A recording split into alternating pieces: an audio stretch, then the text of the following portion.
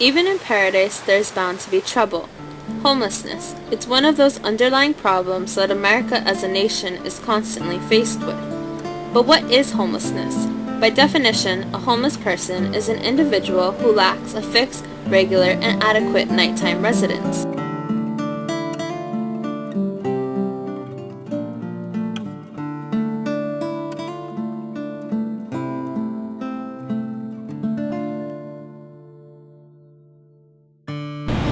How did you end up in this situation? Well, it was a series of events. I was living out in HPP with my girlfriend. We were doing heavy drinking every day, and it finally got to the point where things got real, friction was developing. And so on October 9th, 2007, I left to move to Hilo. I was first down at the parking lot living out of my truck for the first year. And then my truck became illegal and they confiscated it. And so then I've been living on the street ever since without any, well, I stay over at the old hotel behind the back there. That's where I sleep.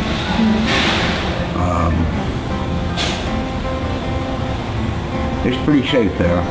But it's, like I said, I've decided it's time for an apartment to get off the street, yeah. Because I can't control my environment out there anymore. Yeah. See? So that's one of the main reasons why I want to get a place, yeah. To feel comfortable with. What's the hardest part of being homeless? When it rains. And of course too, because when the weather's bad, that's when I really wish I had a place to stay, yeah? Because it's so cold, even with my coat it's cold out. So the hardest part is probably, just, I don't know, making myself feel good, saying that, at one point in time I am going to get off the street. And that time came last month. So it's like,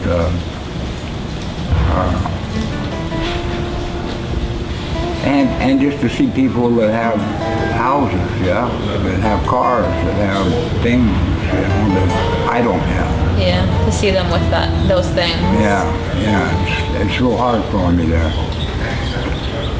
What were some of your hopes and dreams when you were a child or even growing up?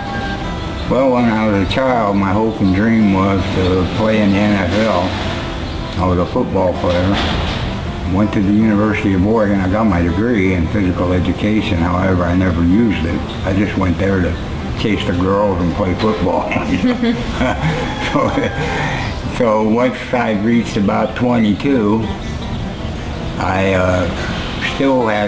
got hooked up with selling insurance, life insurance. And I did that for about 10 years, and my dream was to become a millionaire selling life insurance. But I got burned out, and I decided, no, I didn't want to do that. So then, at 32, I was basically unemployed. I didn't have a house. I was even homeless over on the mainland for a little bit. But the biggest dream, and I still have these dreams, that I will succeed in something. I've been writing a book, a manuscript called The Shadow People, and it has to do with people that are homeless, yeah. Basically, it's my view of how people look at us. They look, when they're walking down the street, I can just feel the people looking at me and just, ooh, stay away from him, kind of thing. And that affected my psyche quite a bit until the fact that I said, well, wait a minute, Rob, you're just as good as anybody else. You don't need to feel that way, and I don't feel, because I'd always walk with my head down, and not make eye contact with people. And now it's like, hey, good morning, how you doing, how's life going, Yeah. And so it's like, okay, I am a person. I am respect and what do you call it, tolerance, I guess, towards us. But I know there's a lot of people out there that are in worse shape than I am, you know. So it's like, okay, I have a dream. Like I said, I'm writing a manuscript. Hopefully, I've researched in there in the library, and you can even show you how you can publish your own work. So, and I read a quote one time that said that I have learned that there's nothing that I can't teach myself by reading, which is true, you know. So I spend a lot of time in here in the library. The worst days are Sundays and Mondays when they're closed, yeah. It's like it's hard for me to do something, so I always make sure I got a book, yeah. So, I hope to publish that one day, and not for the money, just to kind of give people an idea. Get them aware of how other people see you in that perspective. Right, exactly. Definitely. Exactly. So how many people know of your situation, or at one point or another have known about your situation? Oh, I'd say dozens and dozens. My case manager, the people, the lady that runs Wings, she knows that I'm homeless. But you see, I'm homeless by choice.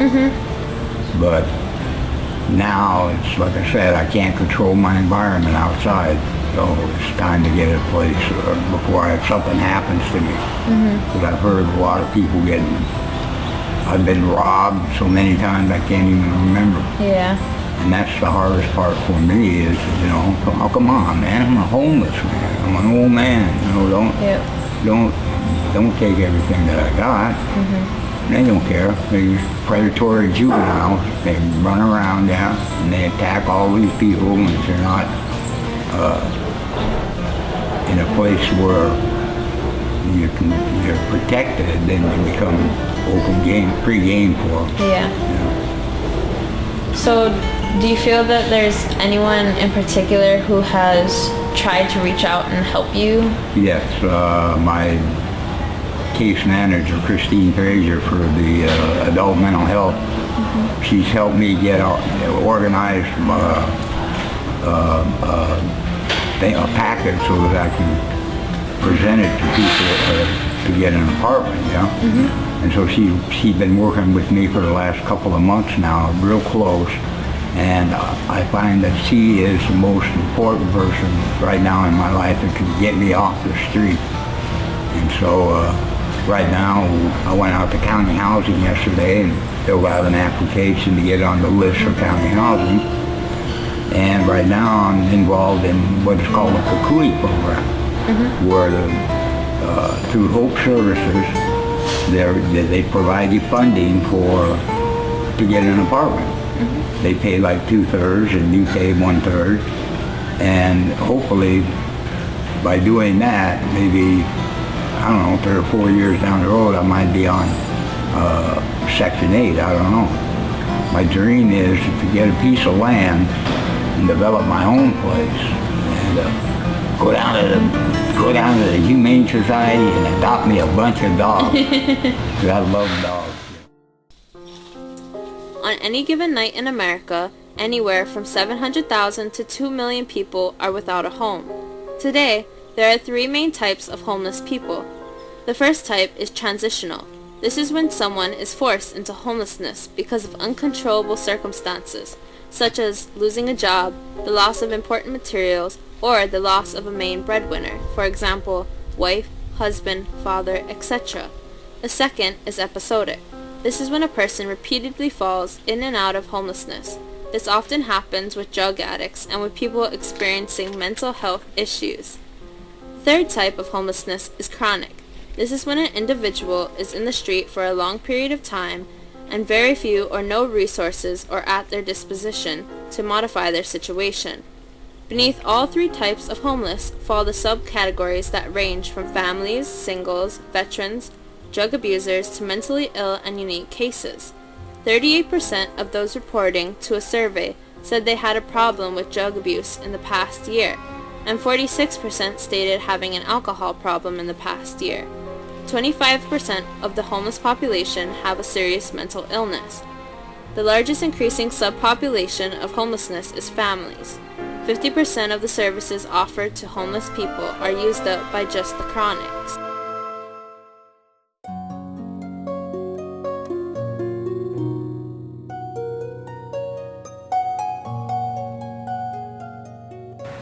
How did you end up homeless, or specifically, what were the events that led you to become homeless? Well, I had a great place that I was paying very, very cheap on rent, so I didn't have to work that much. And then I went away for almost 3 years, and when I came back, I lost the place where I was staying, and rent was so high, I just decided not to pay and didn't want to pay rent anymore. That was my biggest reason. What's the hardest part about being homeless? Worrying about where you're going to sleep that night. How many know of your situation? I'd say a handful. Is there anyone specifically that tried to reach out and help you at any point? A lot of the homeless people are friendly with each other, and if they have a little bit, they give a little bit. So it seems like a very sharing thing when you're down and out. Is there anything you'd like to add? That is not as bad as everybody makes it out to be. More than 15% of Americans live in poverty, including 1 in 5 children. That's 22%, which is the highest rate in the industrialized world. Almost 60% of Americans will spend at least 1 year below the poverty line, at some point between the age of 25 and 75. The number of poor households that spent more than 50% of their incomes on rent increased by 6%, from 5.9 million in 2009 to 6.2 million in 2010. The number of unemployed people increased by 4%, from 14.3 million in 2009 to 14.8 million in 2010. The unemployed population increased in 32 of the 50 states and in the District of Columbia.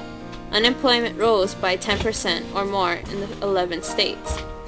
All statistics are subject to false count due to the fact that counting the homeless population is actually quite difficult. The tricky part of any attempt to count the homeless is to determine the ratio of street homeless to shelter homeless. People wanting to keep personal life separate and private also is a reason for lack of accurate statistics. In fact, because of wanting a private personal life, you never know how many of those that are closest to you are actually a victim of this phenomenon.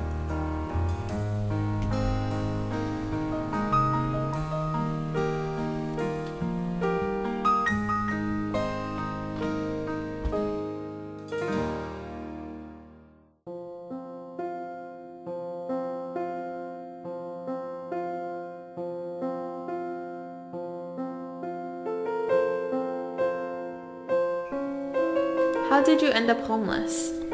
I had a series of events, life events that kind of took me down. My wife left me and I ended up fighting for my son. And it just seemed like everything kind of cascaded. Everything that had functioned for so many years just quit. My bank accounts got closed. My post office box I'd had for 16 years, I went to use it and the lock was changed, and it just seemed like everything kept going down. What is the hardest part about being homeless? For me, the first night when I did realize I didn't have anywhere to go, that was pretty hard, but later it was police. When you're homeless, trying to find a place to be at night especially, where no one will bother you. Every place that you think would be a good spot, other people before you have also tried it, and the police have learned all those spots. And they will, of course, route you out. And so for me, the hardest part was finding a place where I could sleep safely, not be bothered by the police, or not be robbed by other people who were homeless and in a worse condition than me. What were some of your hopes and dreams when you were younger? I wanted to be an artist. That was my biggest goal in life when I was younger, was I wanted to be a famous artist. How many know about your situation? When I first went down, I contacted my closest friends and very quickly found that none of them were actually willing to help me. And after that, I didn't want anyone to know. So I went for quite a long time without anyone even knowing. And then later, as things got worse and worse, I ended up telling my family. Is there anything else you'd like to say? Yeah, not everybody who's homeless is a bad person. Not everybody who's homeless is a drug addict. I didn't drink or do drugs. With the series of events, I could tell as I lost my footing as a normal citizen. When it came down, all that was left was my pickup. And then in time, I lost my safety and my registration and my insurance. And I knew that pickup was my last little bit of hanging on. I was lucky in that I made it through and I continued on and I never lost my wheels. But for others, once they lose their wheels, they kind of slip off the map and they have a lot of trouble getting back.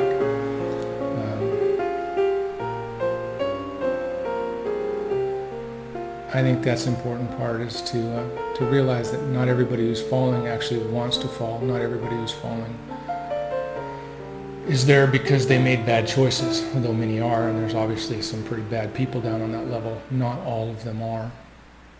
That's about all.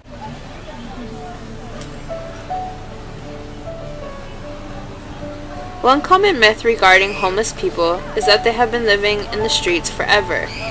The truth is that a large percentage of homeless people are without a roof only temporarily. Another common myth is that the homeless people are dangerous, while in fact statistics show that most are victims of crime rather than perpetrators.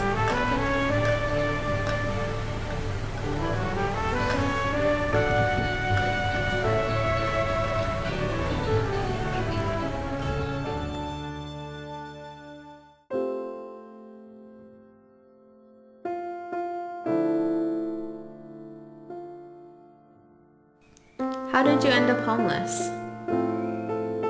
We started off in county housing and unable to pay for rent and the expenses of just regular living. We decided that we were going to actually move out of that house and find our own place, which led us to move kind of into the jungle or back into the forest, and that's where we set up camp. What is the hardest part about being homeless?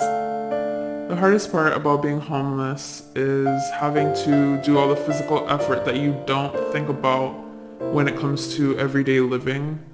Hauling water, to take a shower, to wash dishes, having to heat up the water just to take a shower, taking a shower outside in the freezing cold at night, washing dishes outside with tree branches falling and dirt everywhere. It's just those physical parts of being homeless that forces you to want to kind of give up, and that's the hardest part. What were some of your hopes and dreams when you were younger? Wait a minute.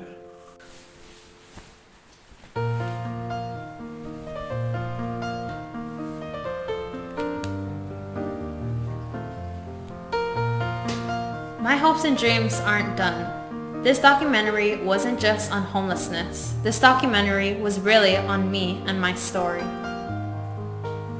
This is my camp. This is my bedroom. This is my mom's. This is our fridge, our bathroom, our toilet, our shower, and this is our kitchen. This is how I've been living for the past 4 years of high school. Now I've been trying to think about what message I intended for you to take away from showing you all of this.